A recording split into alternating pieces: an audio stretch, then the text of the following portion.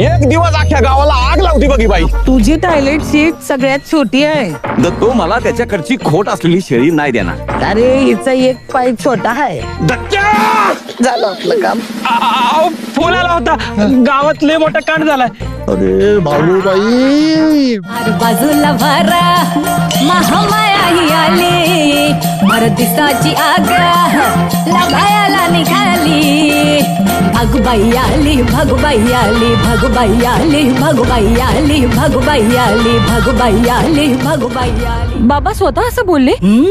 अगं तू समजूतदार आहेस ग, पण समोरच्यानी पण तसं असलं पाहिजे ना. अर्थात ते काय नाही केलं तुझ्यासाठी. तो विसरला आता. बायकोच्या ताटाखालचं मान धरून बसलाय. बायकोच्या ताटाखालचं मांजर कोणाला म्हणता तुम्ही? तुला अगं सगळं व्यवस्थित झालं होतं. ह्या भागोबाईने सगळा गोंधळ घातला. गावात झालाय बोबाटा, हे रोज रोज होतो या कंटा.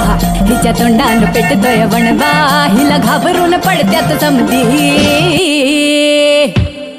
भगुबाई आली, भगुबाई आली, भगुबाई आली, भगुबाई आली. गावात 2 तट पडले, एक मंदारचा गट, एक ताट्याचा गट. काय केलं मी? तुझ्या बोलण्यामुळे ना गावातले लोक एकमेकांचा जीव घ्यायला निघाले. तात्यान मंदरची जोपर्यंत वाटणी होत नाही ना, तोपर्यंत घराच्या बाहेर सुद्धा पडायचं नाही.